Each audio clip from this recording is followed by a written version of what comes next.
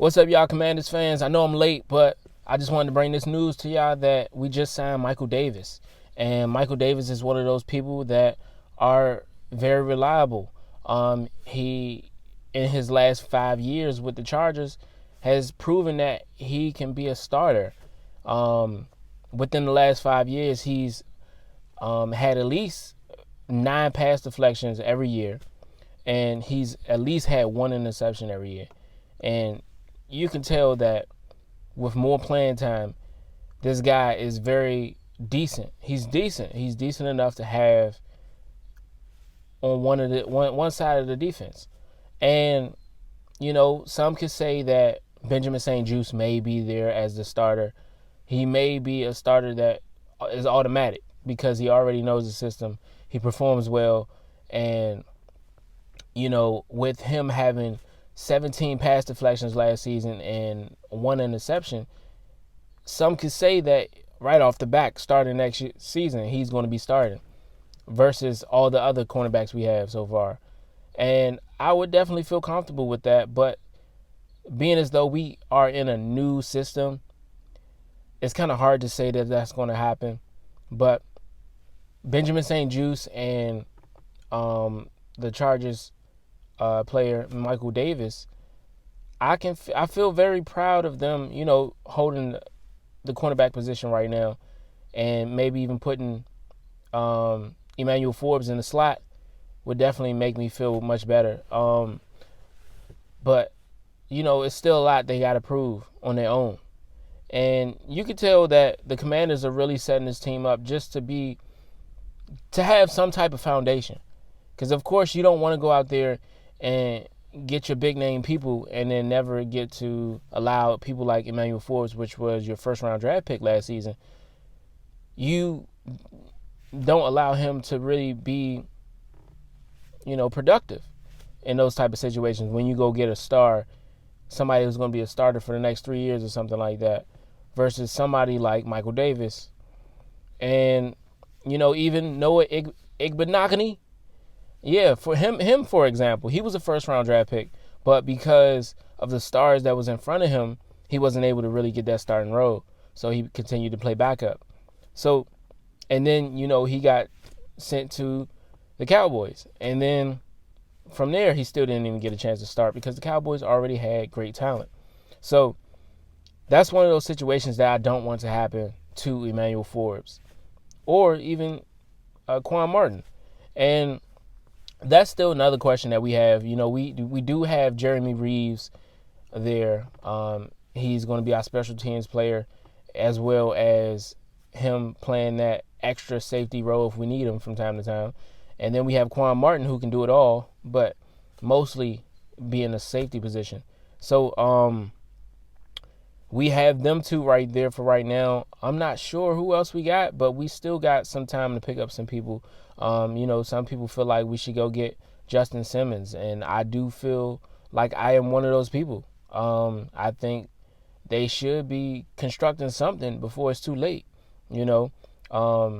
Justin Simmons is one of those people that is really productive, and look, he's one of those people who's had an interception in every season.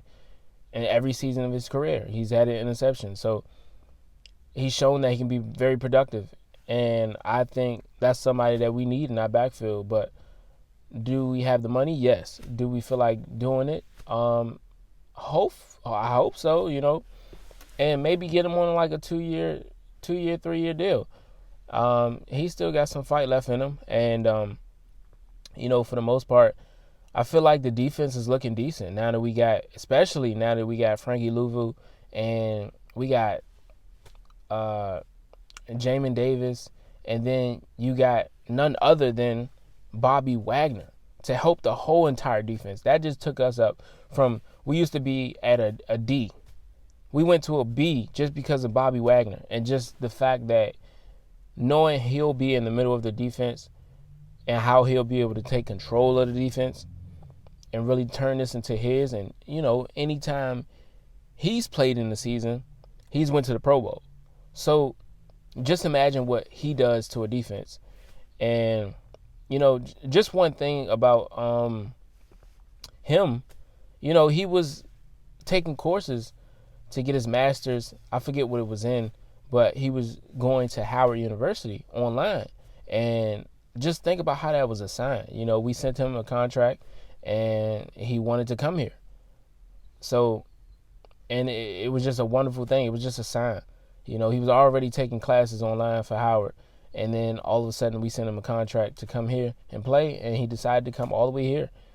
And I think that was a nice little gift for us, the Commanders, as we are in the stage of rebuilding, and we are making space and room for, a great quarterback to come in.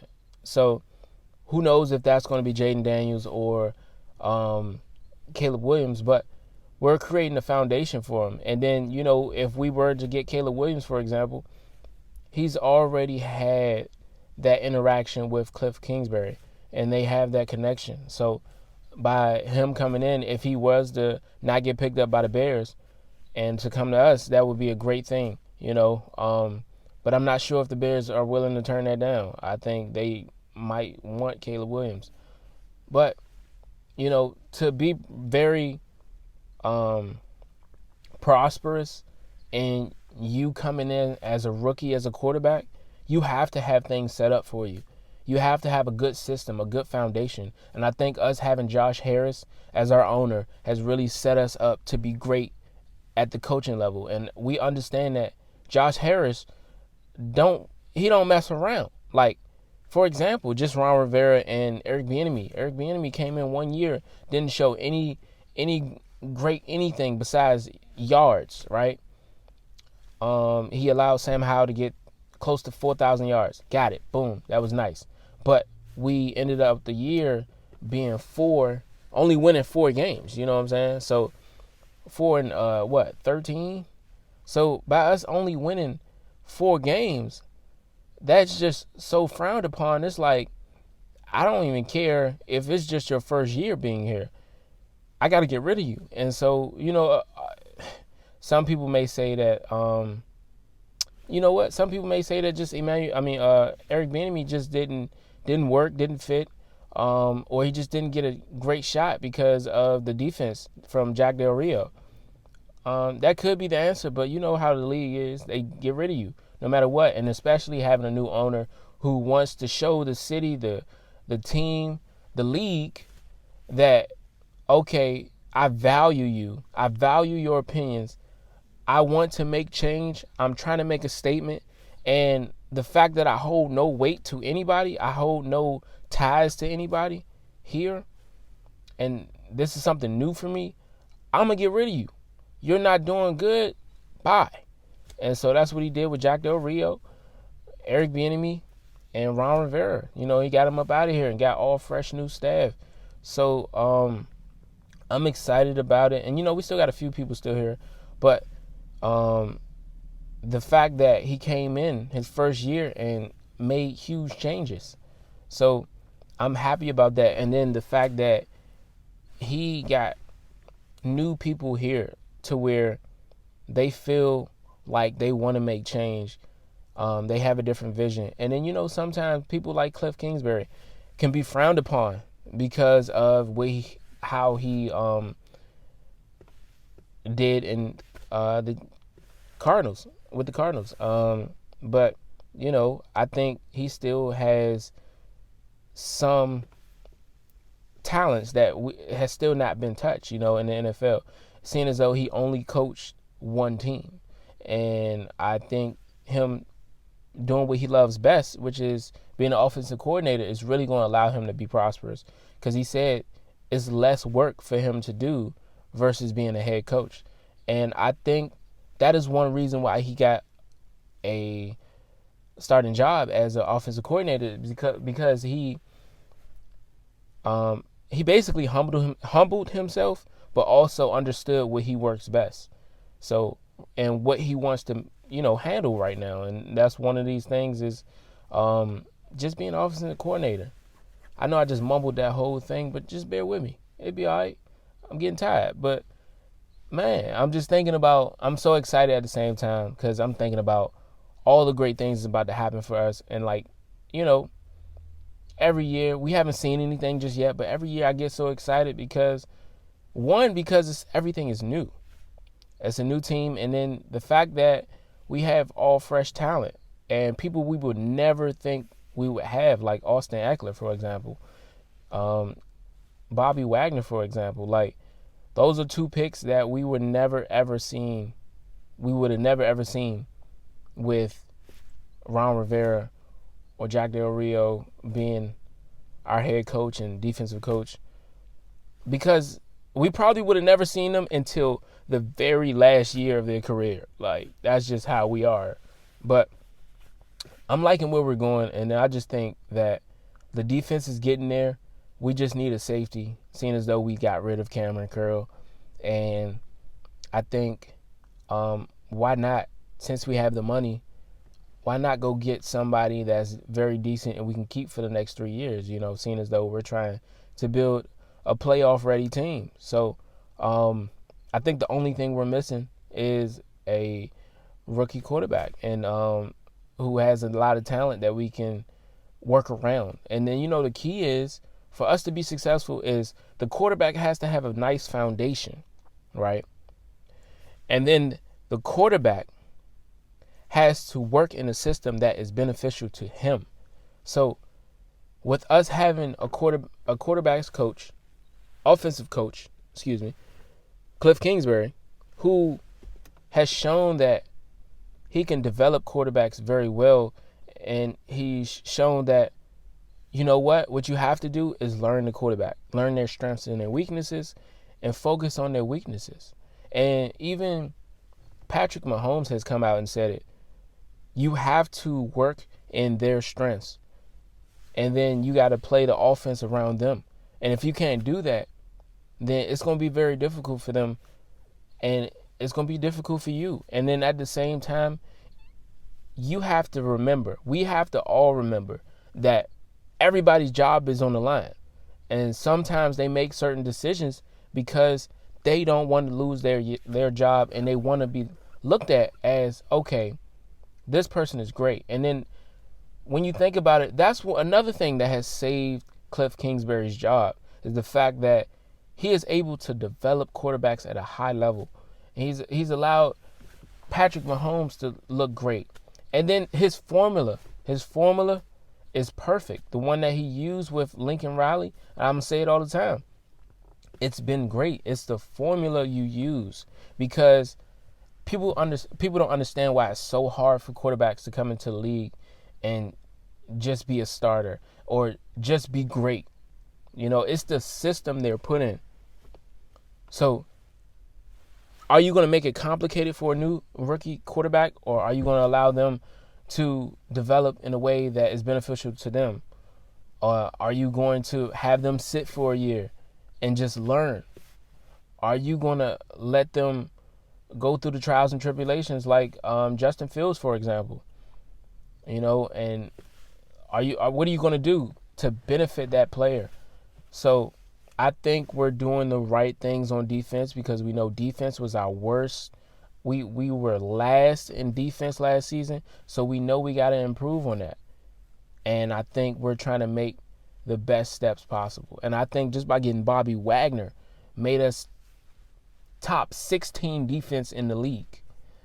Like, that pushed us to halfway, right? So on offense, we're missing that extra talent. If it's Jaden Daniel, if it's Caleb Williams, it does not matter. But the key point is that we get somebody that we believe in and that we work in their strengths. Because we work in their strengths, we can't lose. You can't lose. You cannot lose if you work at what someone is best at. You can't. It's no way. If I know this person works best with play action, I'm doing play action. Like, for example, Russell Wilson. He is that guy. When he went to the Seahawks and they learned that, okay, the system was already set for him. He just needed to come there and they needed to know what he works best at. And you see how that got him to 2 Super Bowls, and he won one of them and almost won a second. You see what happens when Patrick Mahomes go to a team that allows him to be him or to already be set, and all he has to do is come play and do his best and make the best judgment. Lamar Jackson as well. Josh Allen.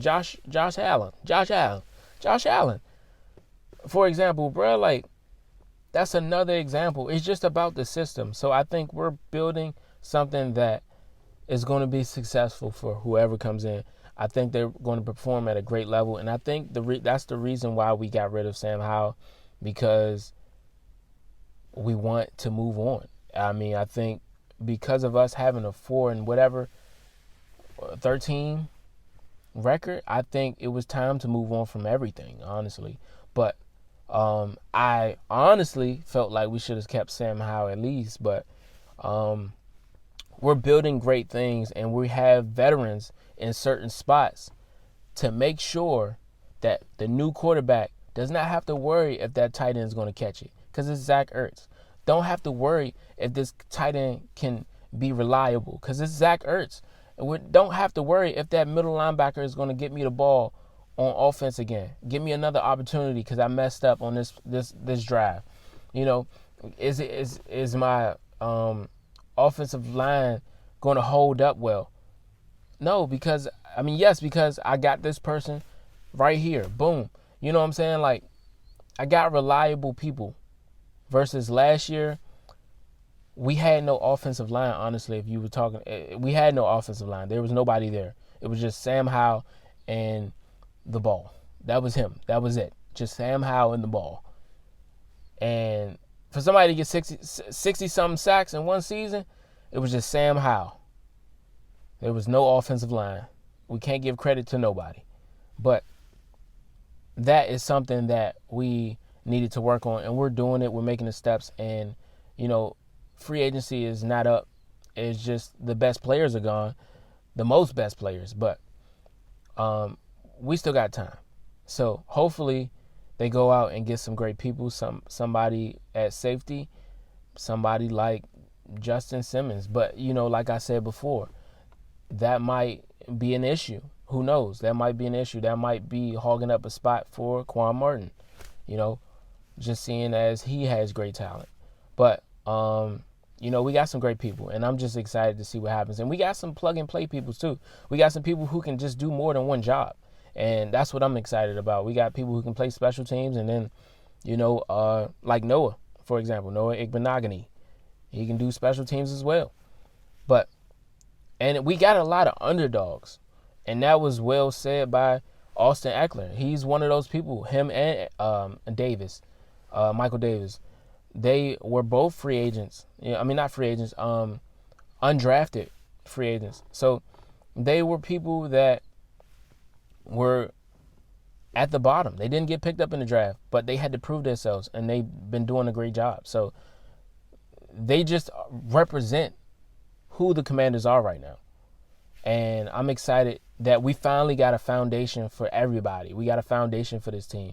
And it's only up from here. It's only up. And then it's just the fact that we have Dorrance Armstrong, for example. He's an underdog who hasn't really got that opportunity to start a full season yet.